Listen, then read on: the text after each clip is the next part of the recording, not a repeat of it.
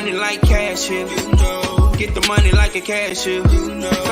Customer, clientele. I was broke, that was last year. Getting money like cashier. Get the money like a cashier. Benjamin, nothing less. I was broke, that was last year. Don't change them. I never switched up. Been down since day one. Stay social. People change them. I never switched up. Social.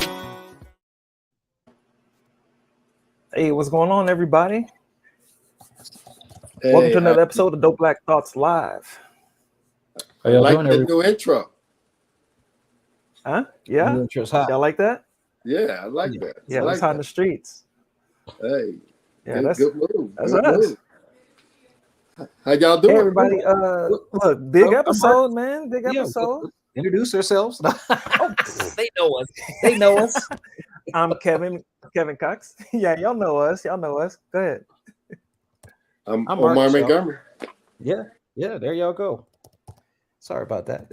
Hey, look, this is gonna be a good episode, man. I know, right? It's been a long time since we've had like a lot of people on here, but I'm excited about this one because this is involving a super important topic, and that's mental wellness, especially right now. You know, we got a country, we got invasions going on out there. We got, all kinds of economic issues. We're still technically under the COVID pandemic. Even though things are opening back up, we still have those actual real life concerns about that lingering in the background. And it's the real world. Right now we got graduations going on. So the question for the episode is, mental wellness. Like how are we coping through these hard times? So gentlemen, what do you guys think about that? Because you forgot baby formula shortage. Oh my! I don't even know how I could forget about that. Women's rights being trampled on. It's a lot. I'll say it's a lot. So everything that is going on affects one's mental health. It affects your mental health greatly at this point in time. So there's a lot out there right now. And that definitely goes for everyone, how you deal with it and how you cope with it. So yeah, I'm excited about this show today. If I'm correct, Kevin, we got some people that's experts in this field. Am I correct? That's going to be hopping on and sharing their perspective, and maybe something we can do to, that you could do with your house, that you could do with your family, to be able to address some of the stress that people are facing. Because we haven't even talked about just everyday stuff that happens in the community on top of the stuff we just mentioned. Absolutely. So I want to bring actually two people on at the same time. We'll just introduce them or let them introduce themselves, and to start this discussion from here. I want to bring on Dr. Young and Mr. Bishop, Tim Bishop. Gentlemen, could you please introduce yourselves? Tell us a little bit about yourselves, Dr. Young, and then Mr. Bishop. Sure. My name is Dr. Tony Young. I'm the president of the Denver Rocky Mountain Association of Black Psychologists. I'm also a past national president of the Association of Black Psychologists. My background is basically clinical and forensic psychology, and I've been in the field since 1977 in Colorado. Is that short enough? Thank you. Did great, Dr. Young. Brother Bishop, you want to go ahead and introduce yourself? Sure. First of all, thank you guys so much for having me on today. I really appreciate it. I'm an educator, certified life coach, certified peer supporter, and I'm the founder and director of Encouraging the Light of Well-Being. And it's a national virtual peer-led movement supporting the well-being of peers through the intersection of art and wellness practices.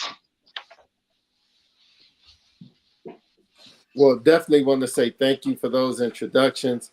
And I don't know if you were able to hear while you were backstage, there's a lot going on in our communities. When you began to think about the shootings that took place in with the wait a minute, at the grocery store, where at least 11 people were murdered, and you still got people healing from wounds. You have the church shooting that took place in California, where a Chinese national went in and shot some Taiwanese brothers and sisters. You have a war going on. You have just your regular urban violence in Aurora. You had 2 gentlemen that was murdered last Friday. You have women's rights being trampled on. You have an unhoused community. What are you seeing in your field, and how people are either dealing with this stress, or what impact is it having on them and their families? Either one of you can start.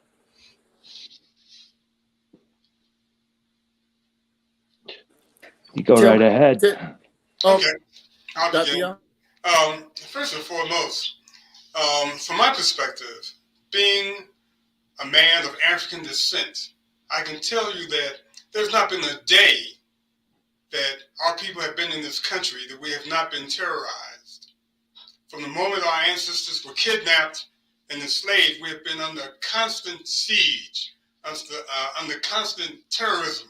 It could be economic, it could be physical violence, it could be in housing, it could go on and on. We have never been at a point where we have not been not terrorized. So despite that, we have had to deal with this pandemic of white supremacy. We've had to deal with this pandemic of COVID-19.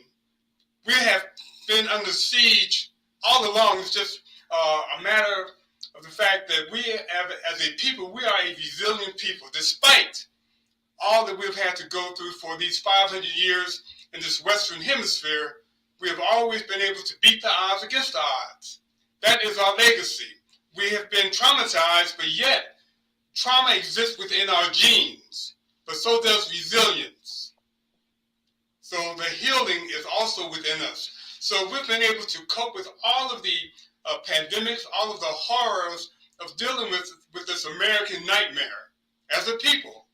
But yet we continue to survive. We continue to thrive and to beat the odds against the odds. So one of the things which have allowed us to make it these centuries has been the fact that we have been able to come together collectively. It doesn't matter if it was through the faith-based communities, if it was through our various civic and social organizations, our fraternities, our sororities, etc. We have always been able to come together and strengthen ourselves as we engage in this ongoing healing process.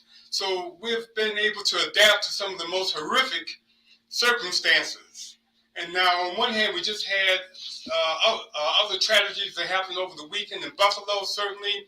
But these sorts of things we can expect to continue because that's part and parcel of this American reality, where we have people who are hateful and emboldened to murder people and to not value their lives. That's very much part of this American experience for people of African descent, and no doubt for many other people of color.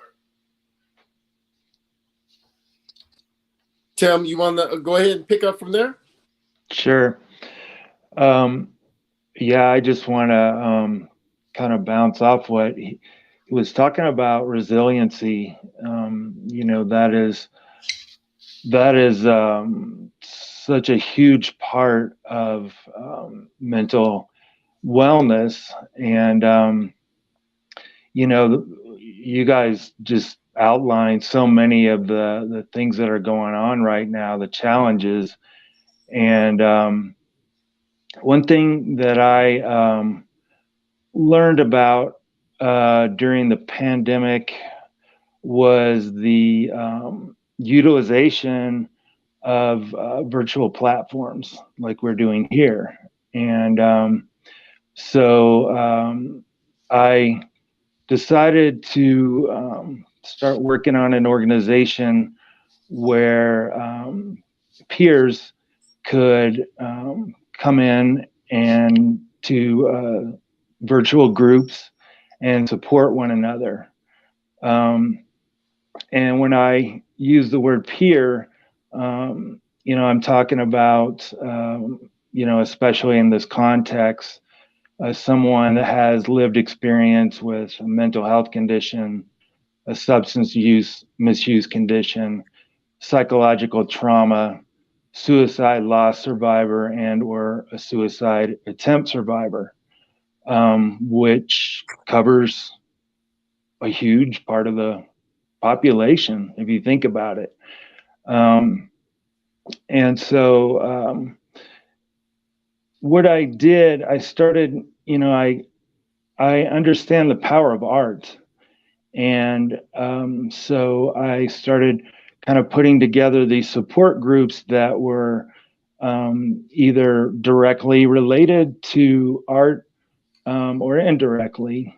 And in the organization at this point, there's a trauma writing group where people come together and write and read each other's writings and review it. And the goal is to hopefully publish the work that the peers working on.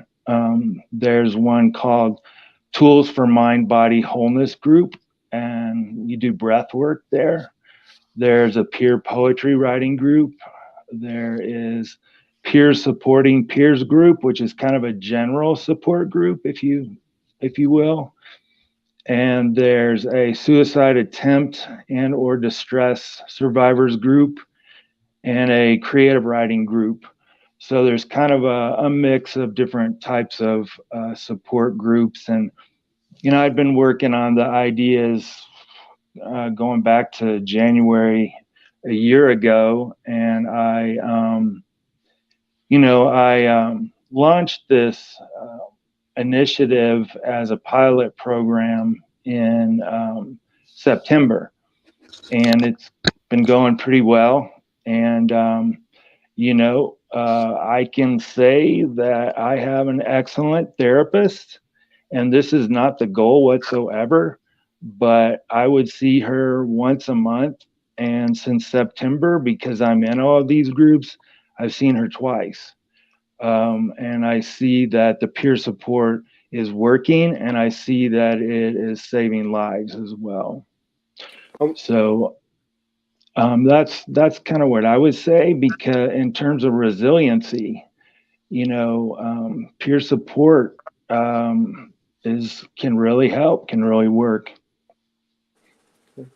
Thank you. I just want to say thank you both. Dr. Young, according to some statistics I've been reading, some articles I've been reading, especially when it comes to mental health, especially mental health among African-American men, there seems to be, since COVID, there's been an increase of African-American men committing suicide, especially by use of a gun. You being a mental health therapist, especially being heavily involved as not just a mental health therapist, but also an activist in the community, what are your thoughts about some of those articles that's coming out that's sharing this information? Are you running across men who are more depressed, or is it just something that's always been there that we never talked about? Well, actually, it's all of the above rather than either or. Let me give you a short quote from Richard Pryor. Well, by no means was he a mental health professional, but he was a philosopher and an activist in many different ways. What he said, and to paraphrase him, is that being human is really tough. We have to deal with the stressors of everyday life, employment, family issues, etc. And you add to all of this difficulty the fact that we have to deal with racism, in addition to everything else that other human beings have to deal with. My point is that too oftentimes we suffer in silence. Black men are the least likely to seek mental health treatment. And that's because we've been socialized to believe that we just have to suck it up and grin and bear it. We have to be tough. We have to just not be weak. All of these are the various stereotypes that we've been socialized into, from the womb to the tomb. So we have to be given permission to ask for help. And certainly within our community, we have this huge stigma about anyone who has mental health challenges.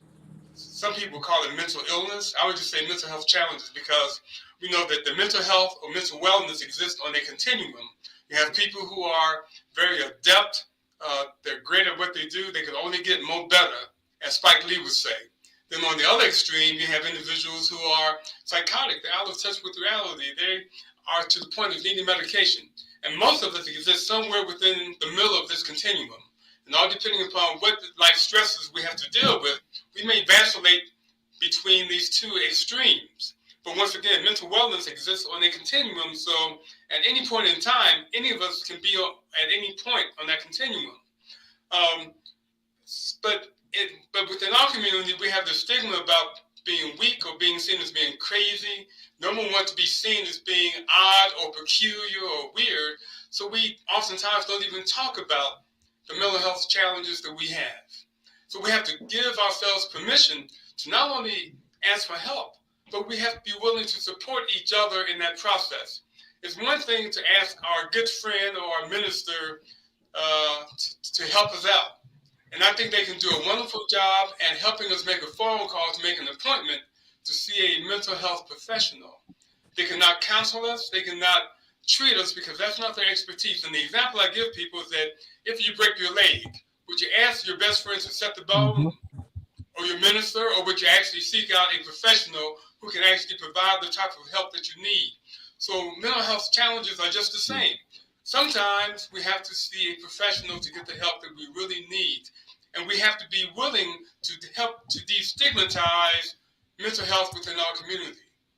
Because there's nothing abnormal about any of the hundreds and hundreds of diagnoses which any of us can suffer from at any point in time. In fact, the former Surgeon General, Dr. David Satcher, when he issued his report in 1999 about mental health, overall, it was the first Surgeon General's report dealing with mental health. In 2001, he issued a special report on race, ethnicity, and culture, and really talks about the fact that too oftentimes when we seek help in the crisis mode, rather than being able to ask for help before things get so bad. So we show up in emergency rooms. We show up in the crisis centers, rather than being able to really access that type of help before things get to a point that we're seeking to end our lives. So we seek a permanent solution for a temporary problem. We have to be able to get the help before we get to that extreme. And too oftentimes we don't. So Black men don't ask for the help that we need for any of the various reasons that I mentioned about the stigma of mental health or mental illness. So we have to be willing to, as a community, begin to just simply accept the fact that these mental health challenges can happen to any of us at any time. That none of us are immune. It doesn't matter what your socioeconomic level is, your gender, your educational level. It does not matter, because it affects all of us equally. The challenge becomes, how do we recognize it and be willing to seek out the appropriate help when we need it? And that's something that all of our various organizations can help with that. If I could, let me ask a question to both of you. I spent a great deal of time in the mental health arena, if you will, with a lot of the folks that come before me.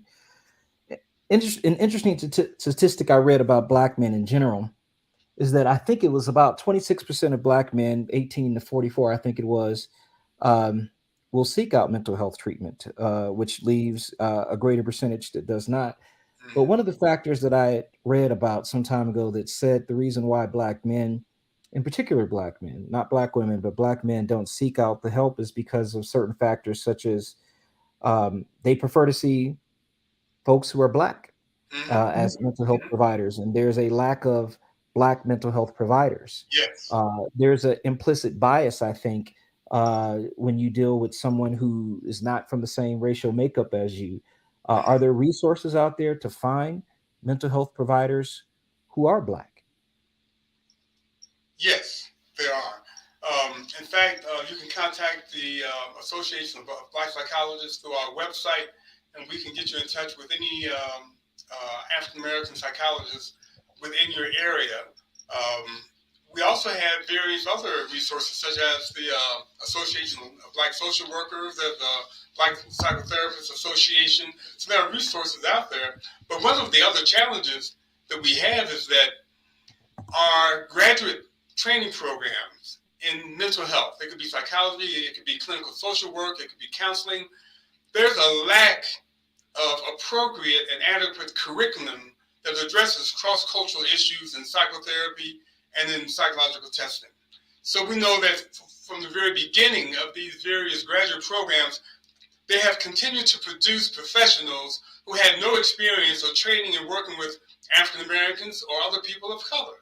So therefore, the professional either has to seek out the experience on their own by going through in-service training or various workshops, because it just simply does not happen. I taught at the University of Colorado at Colorado Springs for 26 years as an adjunct professor.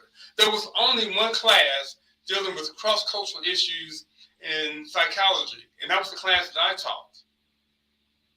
And that was not a required class. So therefore, we continue to produce graduates who really don't have a clue. So they find themselves working in a mental health center or in a private practice after not having had any training on how to effectively work with people of color. And here they are, they're confronted with people coming in their door that they have no control over, who's going to walk in for services, and they're at a disadvantage. So that's something that our educational systems have to address, because this has been an ongoing problem. So less than 5%, actually less than 1% of all psychologists in this country are Black. Less than 5% of all of the counselors, certified counselors, are also Black. So there's not enough critical mass to serve all of our people. So therefore, we have to train other people who are not of African descent how to work more effectively with us, so that they do less damage or maybe no damage, because the graduate schools are not producing professionals who can effectively address the need, particularly at this point.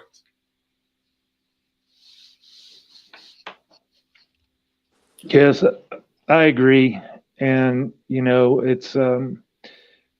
it's ultimately about white supremacy culture. And, it's in mental health, like you're talking about, and, in teaching, it goes across the board. And I think what you're saying is very poignant, that if we are working in this field, in whatever capacity it is, it behooves us, especially as white allies, to get that training, get that education, because if we don't, we're just going to cause harm. And so, yeah, I agree with everything you're saying. When you're, Tim, out of curiosity, when you're working with young adults, do you see that sometimes they prefer therapists or mentors who may either be the same race or have the same type of lived experiences when you're working with the population that you're working with? And how do you accommodate for that with your practice? Yeah, that's a great question. This organization is for adults 18 and over.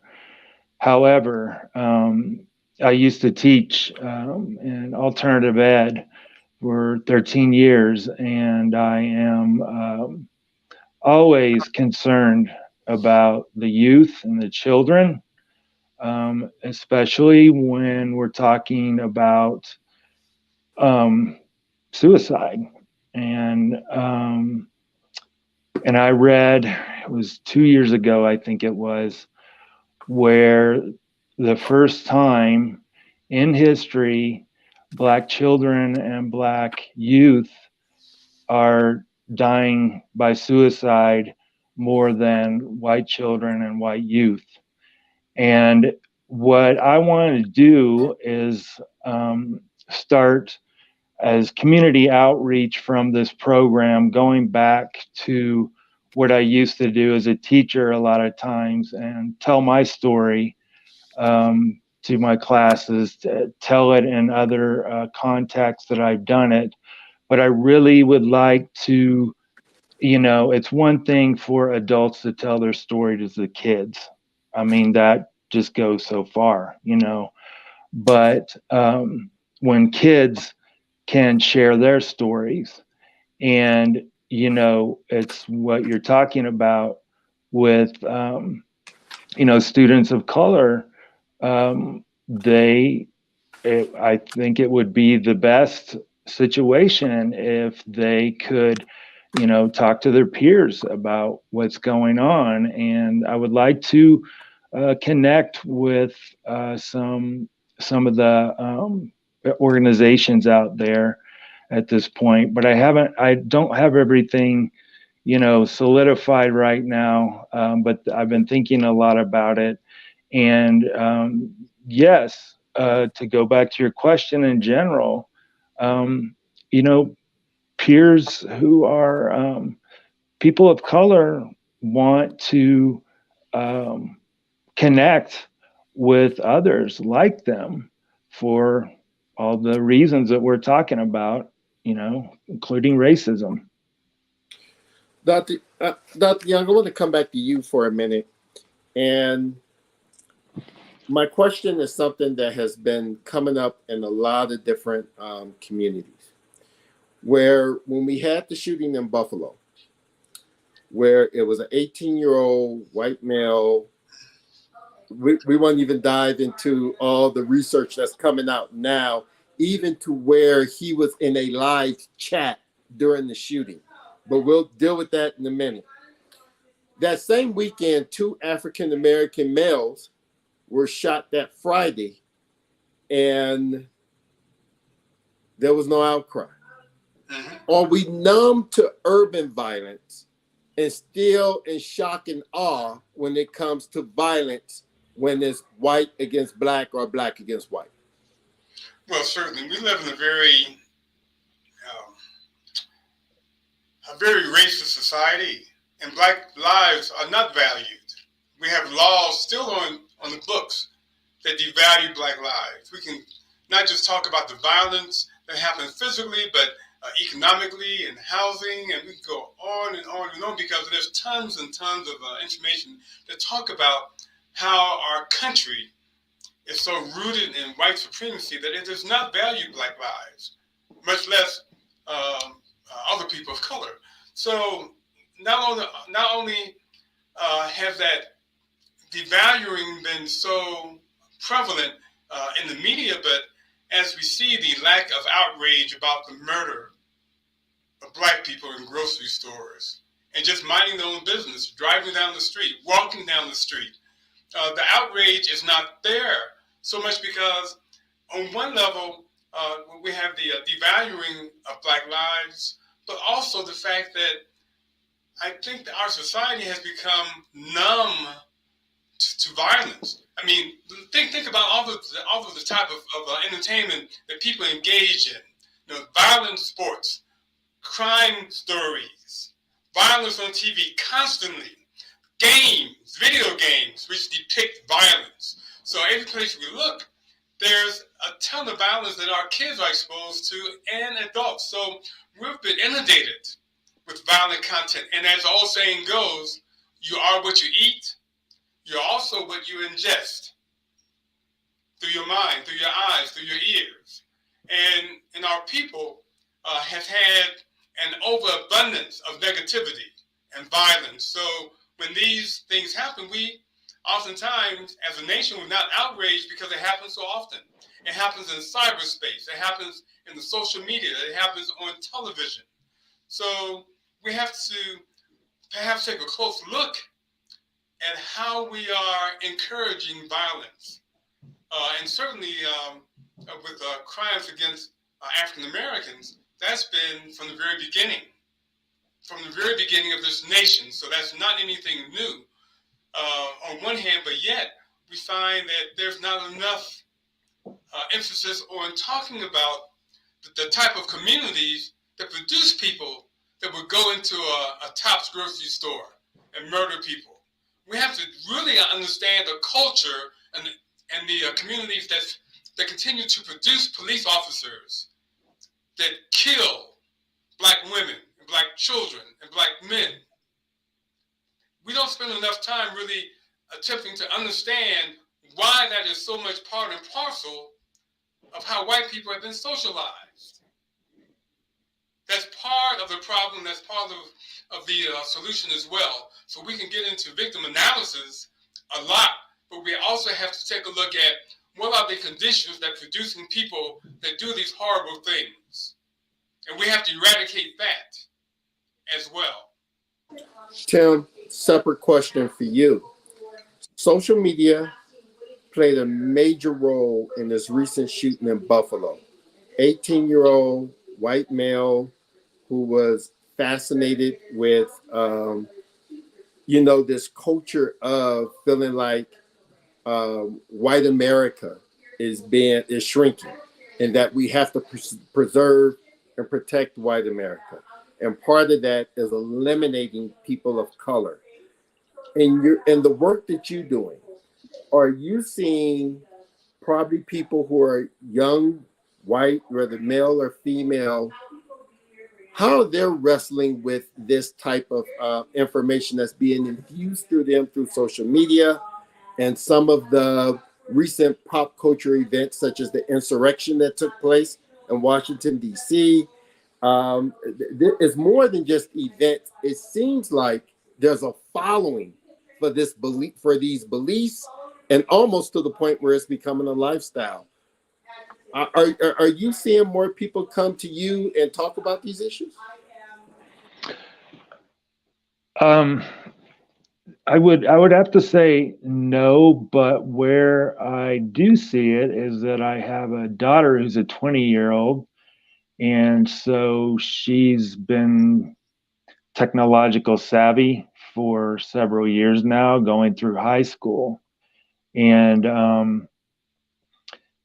she talks about it, and she's talked about it, and it's the political climate, as you're speaking about, continues to let's say fall apart. And one thing that I want to say as well is that what I had to learn some years ago is that when it comes to a student, a white student who becomes a school shooter, that student can sort of get written off because they have a mental health condition. Where if there's a situation with a Black student or person, they are not given that. They are dehumanized. And that is a huge thing that, the media on down, of course, it's propaganda, it's racism, it's everything, So I just wanted to make that point because,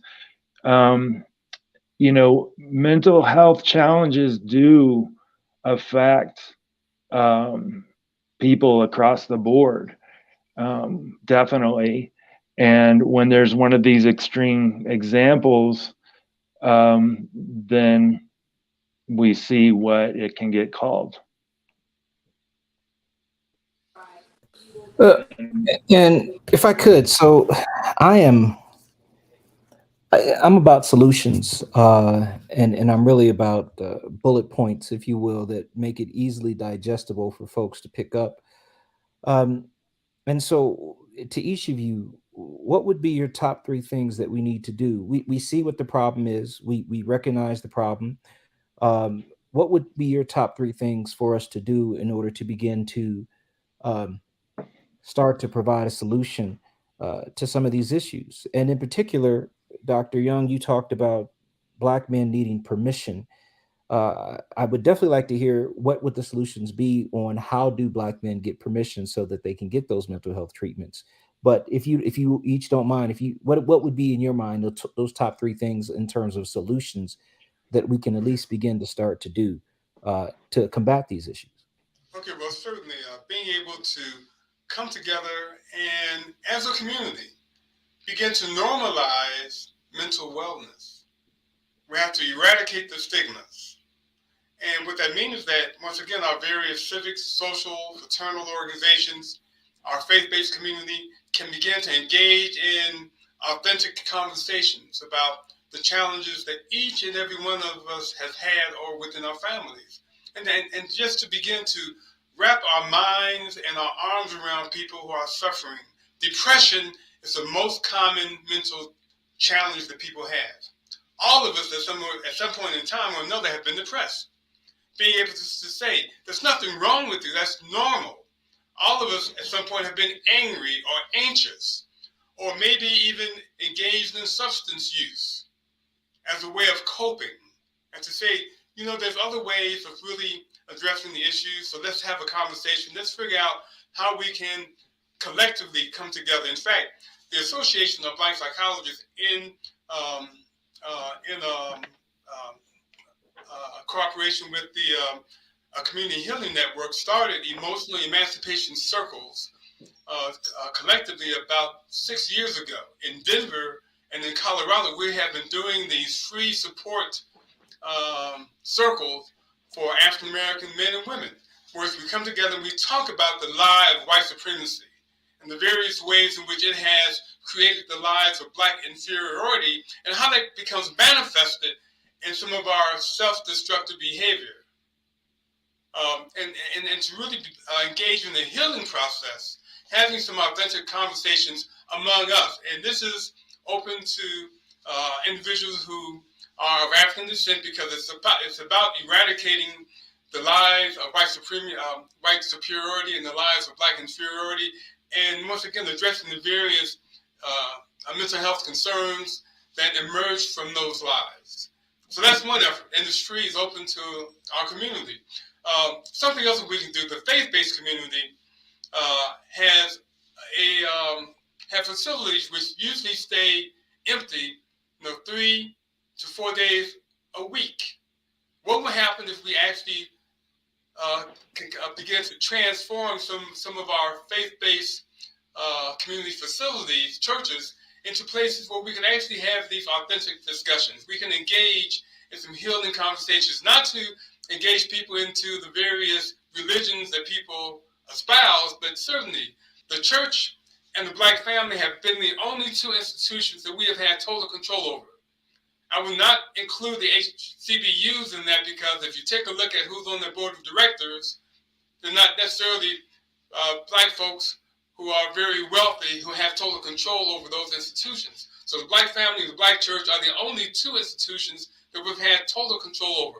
What would happen if we make our family living situation, whatever that is, a home, or I should say a house or an apartment, a center of entertainment?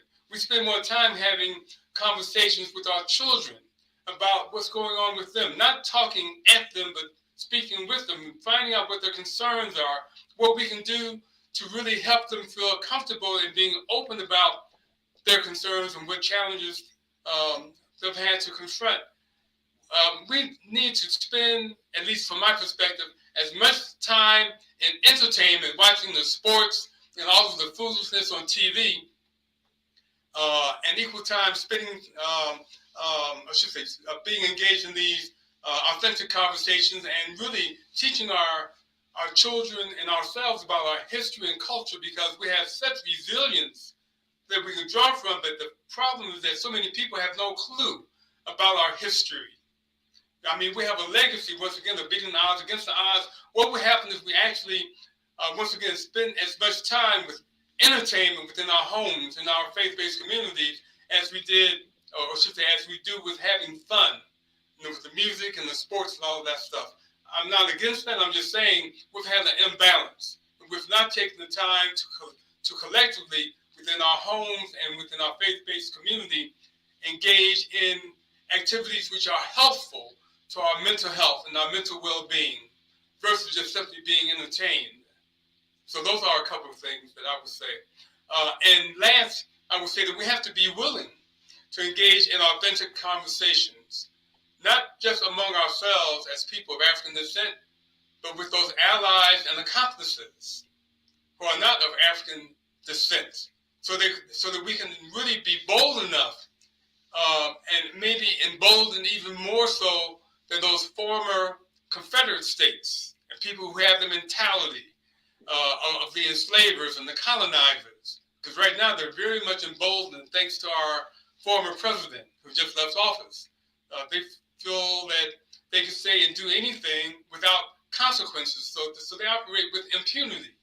So we need to be willing to talk louder than they do, to be emboldened about speaking truth to power, and being able to be willing to accept the consequences for telling the truth and holding people accountable for their behaviors, regardless of what their political persuasion may be.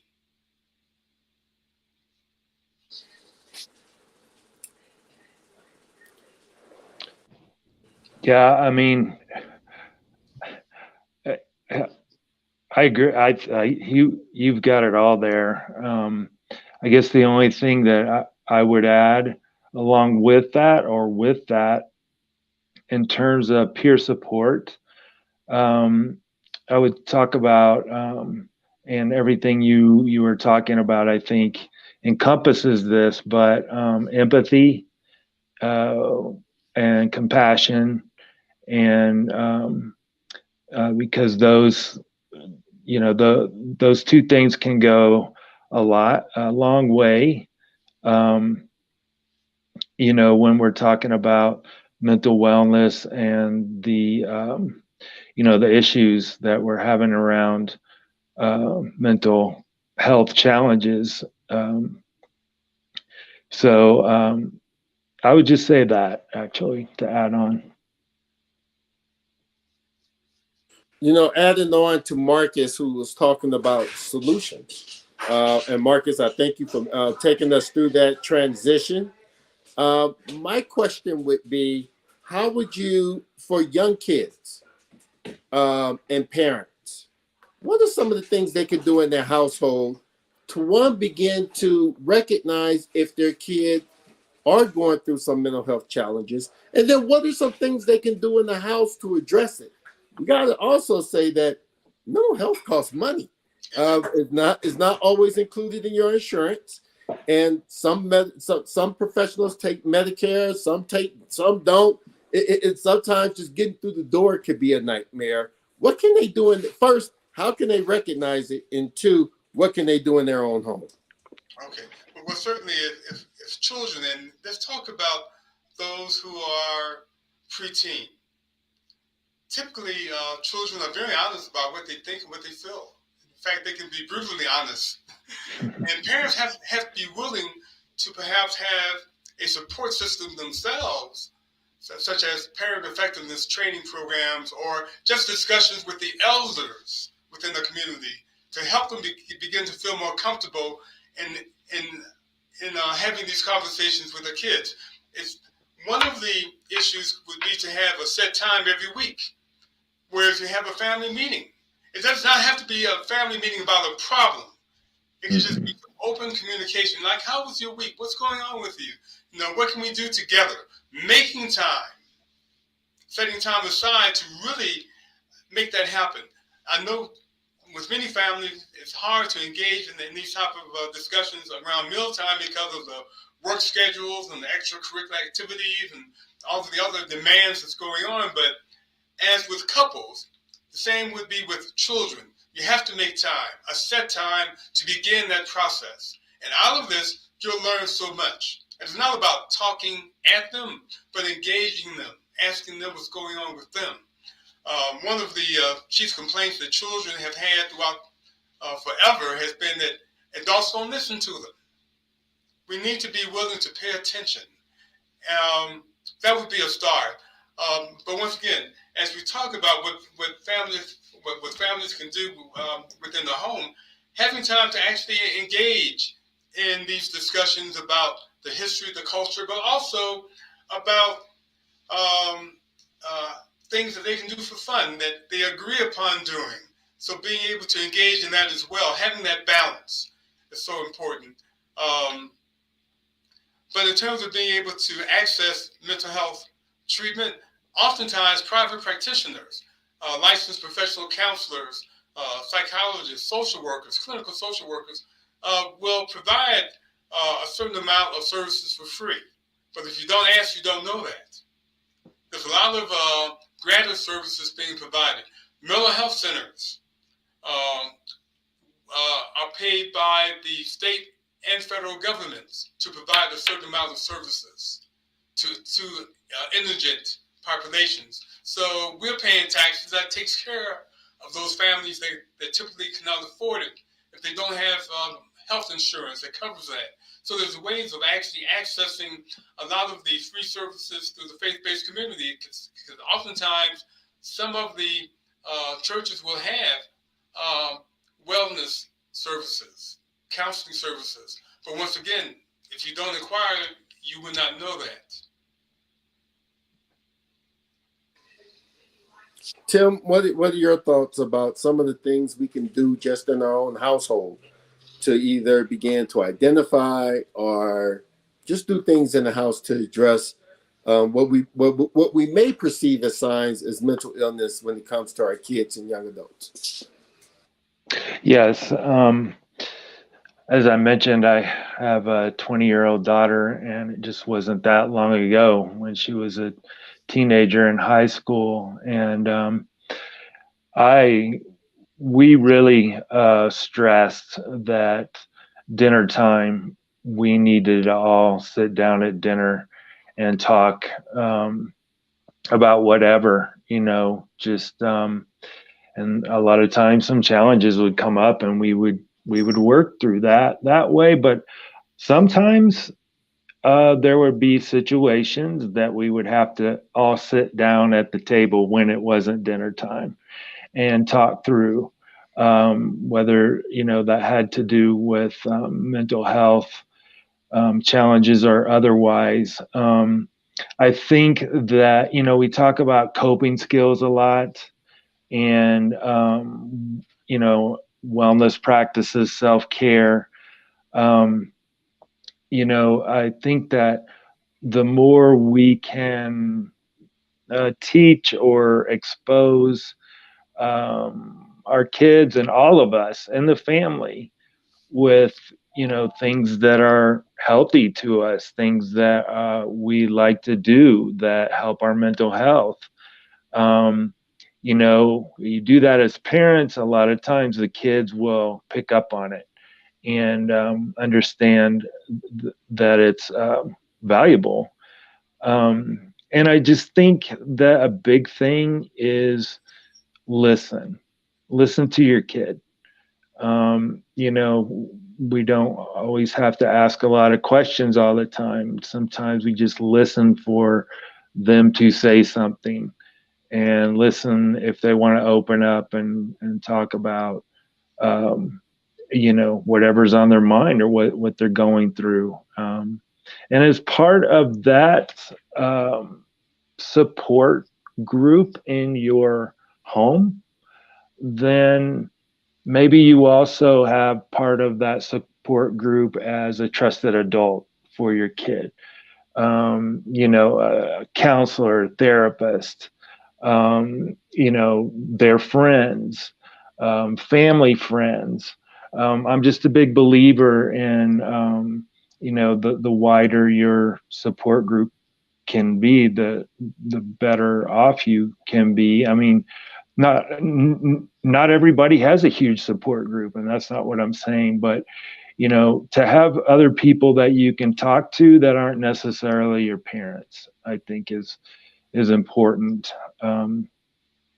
So yeah, those are a couple of things I can think about being at home. I will tell you guys, it's interesting because we're talking about entertainment And you know, my daughter, when she was about 16, she didn't quite understand what I was telling her about, you know, that movie you just watched. That's very stigmatizing for someone who has this mental health condition.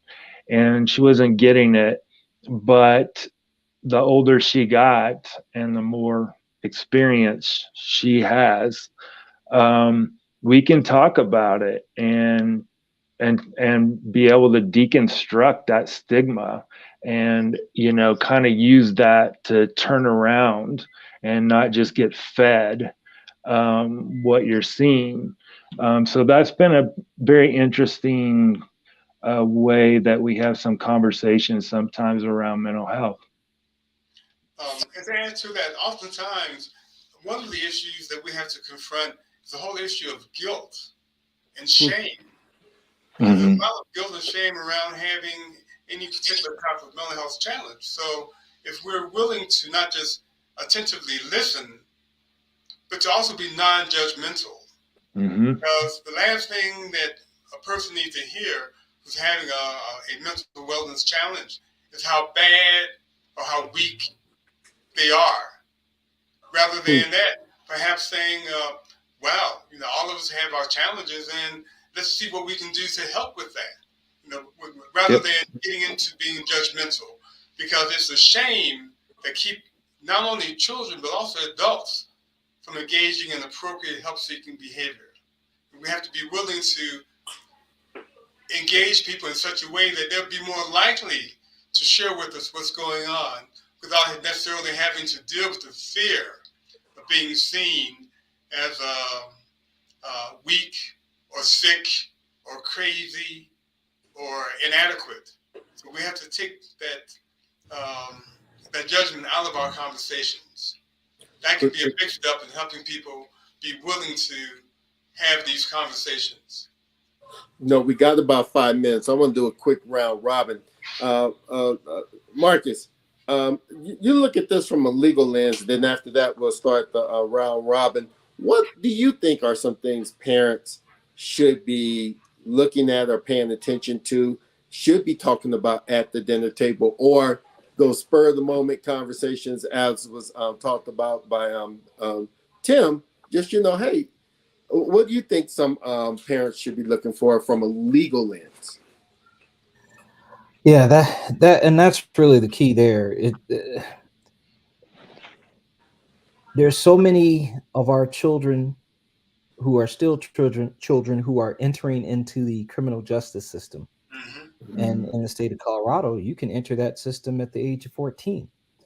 And so really for me, when I think about it as a parent with a 21-year-old, a 19-year-old, and a 16-year-old, for me, I started my conversations, and my wife, we started our conversations early about the legal aspect of things.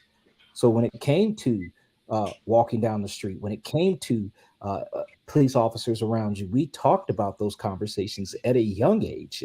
I think easily 9 years old, and on up and throughout. And so how to avoid getting into the legal system. Here's how you do that. Here's the suggestions I would make. Peer pressure is such a domineering factor for students at any age. When I was on the school board, my first year in 2017, I was the president. The first news that I got as a school board president and a new member was that this young Black girl committed suicide because somebody had said that she had stole from the store and she thought she would be arrested. And she thought that that would be the worst thing and for her parents. And so she committed suicide.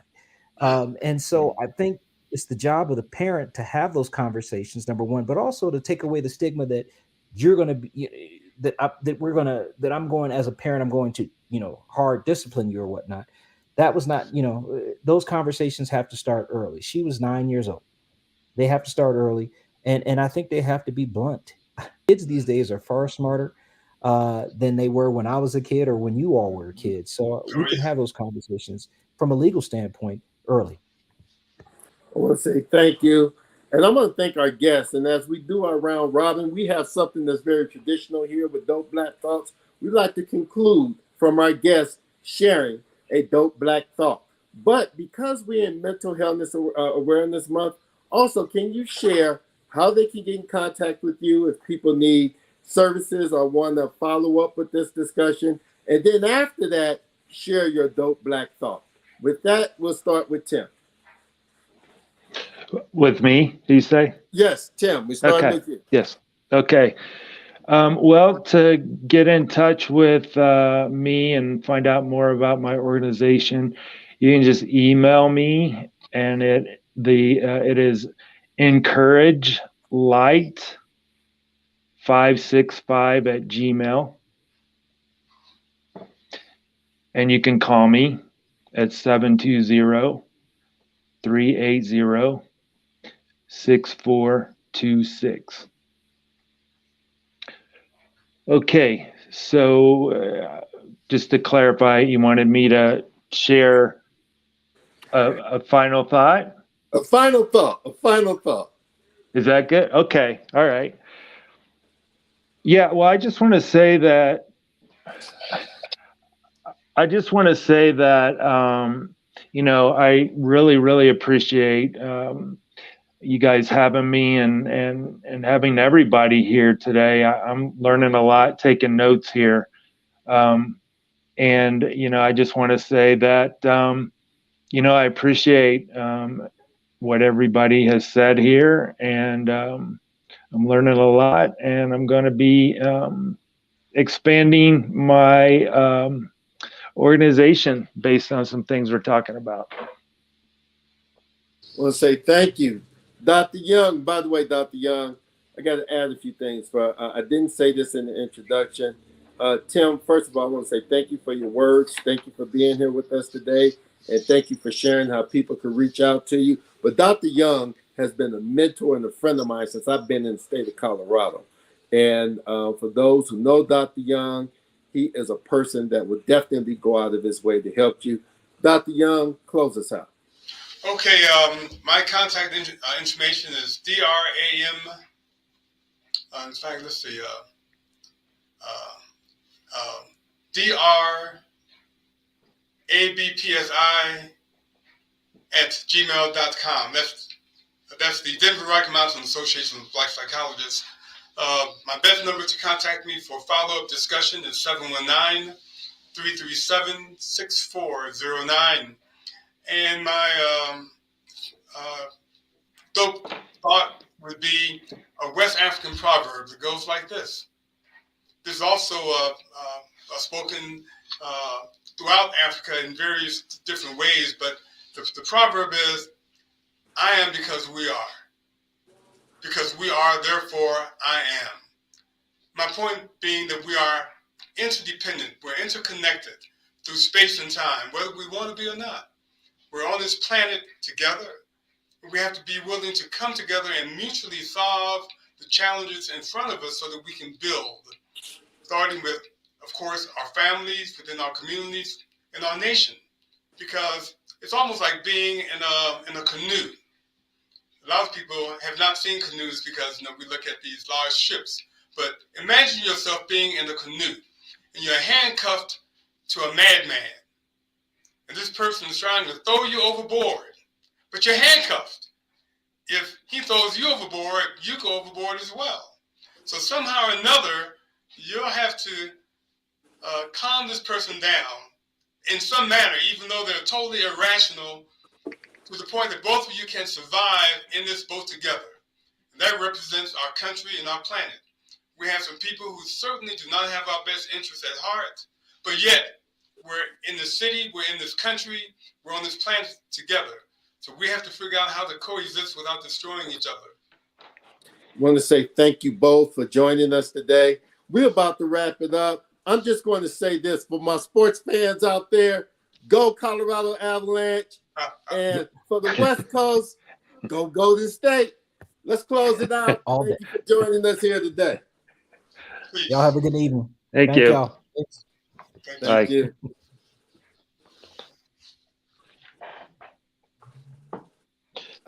I think we need our closeout music. What happened to the closeout music?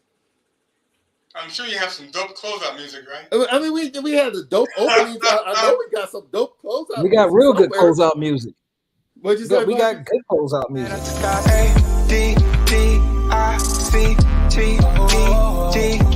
What is love? It's a drug.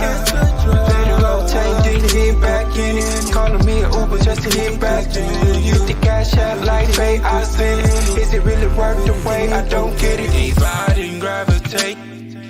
Taste that wet emoji got me higher.